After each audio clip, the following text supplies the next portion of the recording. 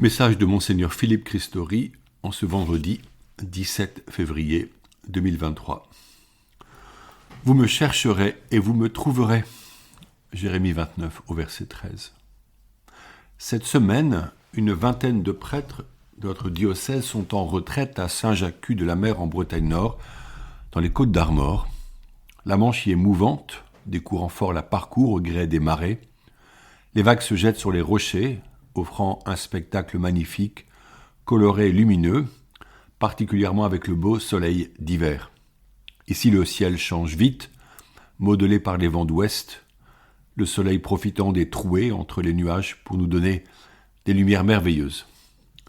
Monseigneur Vincent Jordi, archevêque de Tours, nourrit notre méditation en commentant l'évangile de Saint Jean. Il nous est bon de nous poser ensemble au cours de l'année. Le faire entre prêtres d'un même presbytérium intensifie notre communion, ce qui est moins facile au cours de l'année étant donné les distances entre nos paroisses rurales. Ici, nous prions les uns pour les autres. Certains parmi nous sont restés en Eure-et-Loire pour répondre aux besoins du ministère et se rendre disponibles pour les funérailles. La semaine prochaine, nous entrerons en carême. Les cendres seront apposées sur notre front mercredi 22 février. Elles nous rappelleront que nous sommes poussière, tirée de la terre, tel Adam, et que notre corps retournera à la poussière. Le célébrant dira « Convertissez-vous et croyez à la bonne nouvelle ». Faut-il donc encore nous convertir ? Oui, celui qui veut marcher sur le chemin de la sainteté accepte de se convertir. Le fruit de notre conversion est de retrouver notre ressemblance à Dieu et vivre en communion d'amour avec lui et entre nous. Ce fruit est un fruit de bonheur.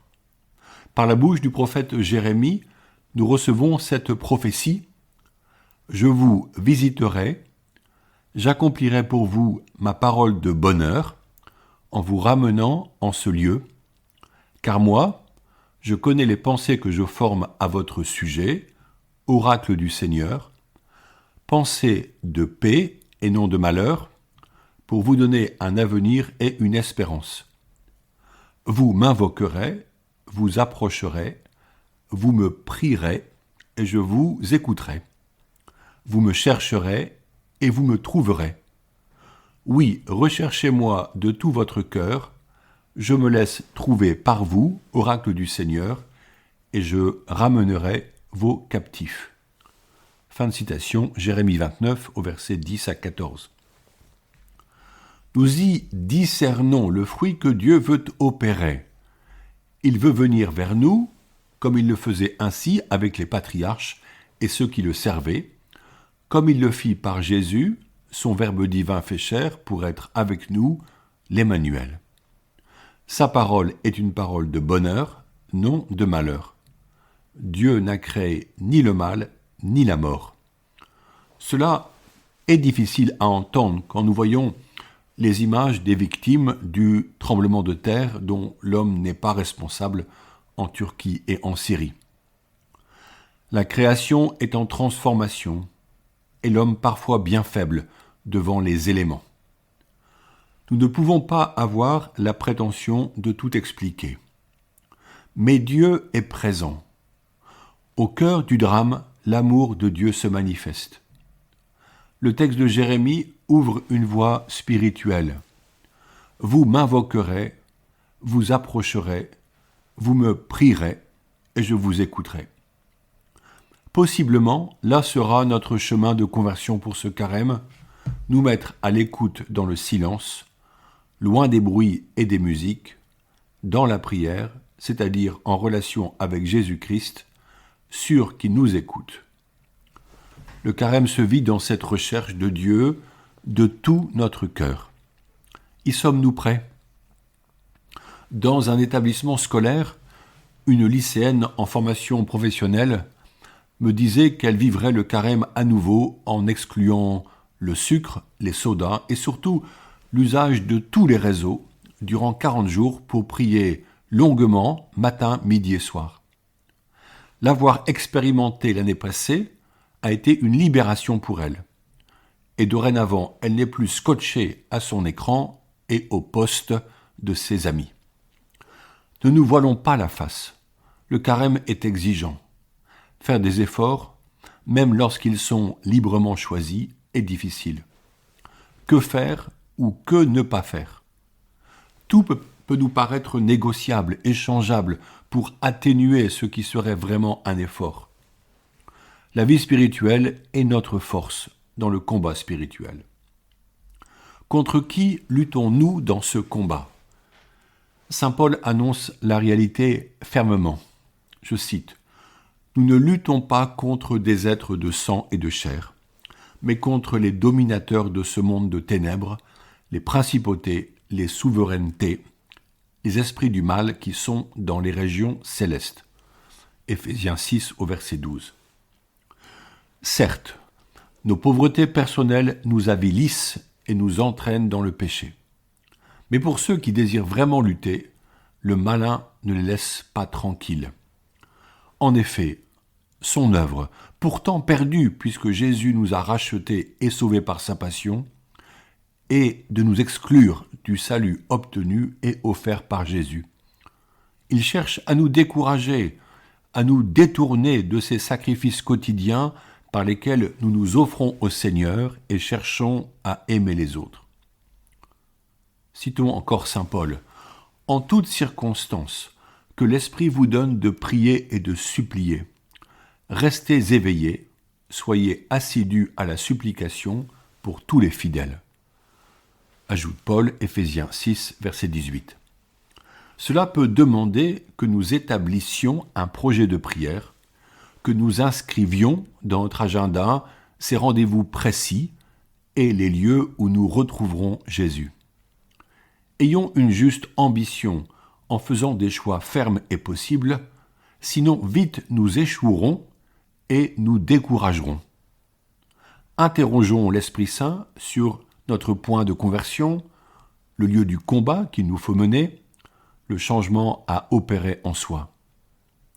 Seigneur, montre-moi ce qui peut être nouveau en moi. La prière est une nécessité absolue. Privilégions, quand cela est possible, l'adoration en présence de Jésus. Réinvestissons nos églises à toute heure pour notre oraison ou l'adoration eucharistique. La paix du monde en dépend. Notre communion avec Dieu y trouve sa force. Nos projets s'y éclaircissent. Les apôtres, durant la vie publique de Jésus, ont expérimenté la puissance de ce combat spirituel. Alors qu'ils échouaient à soulager un enfant épileptique qui tombait soit dans le feu, soit dans l'eau, ils appellent Jésus, qui chasse alors l'esprit mauvais. Pour quelle raison est-ce que nous n'avons pas réussi à l'expulser? Et Jésus de répondre, « Ce genre de démon ne peut s'en aller sinon par le jeûne et la prière. » Matthieu 17 au verset 21. Le jeûne sans la prière n'est qu'une démarche diététique. Ce n'est pas ce que l'Église propose. Notre jeûne nous détache des nourritures terrestres auxquelles nous sommes bien attachés, souvent plus que ce que nous croyons, pour aller vers plus d'union à Dieu dans l'écoute de la parole et sa mise en pratique par notre charité. Car dans le Christ Jésus, ce qui a de la valeur, c'est la foi qui agit dans la charité. Galates 5 au verset 6. Saint Paul peut nous inspirer encore pour entrer en carême, en nous couchant plus tôt, pour nous lever tôt, et commencer chaque jour par une prière soutenue, voire la messe. Je le cite. « C'est le moment. L'heure est venue de sortir de votre sommeil. La nuit est bientôt finie. Le jour est tout proche. Rejetons les activités des ténèbres. Revêtons-nous pour le combat de la lumière. Conduisons-nous honnêtement comme on le fait en plein jour. » Romains 13 au verset 11 à 13. La lumière ne peut être éteinte si elle brille déjà, car il n'existe pas d'interrupteur pour allumer l'obscurité. Mais si nous sommes vraiment des femmes et des hommes de prière, alors nous sommes une lumière pour le monde. Même dans leur mise à mort, saint Paul Miki et ses compagnons japonais brillaient encore sur la croix par leur amour et leur témoignage qui touchaient leurs bourreaux, au point que ces derniers les achevèrent avec leurs piques pour les réduire au silence. C'était en 1597, et depuis, leur lumière ne s'est jamais éteinte dans l'Église. Le combat spirituel est une lutte exigeante. Motivons-nous en priant pour les vocations consacrées et sacerdotales, pour la paix, pour toutes les victimes des catastrophes, pour notre propre conversion.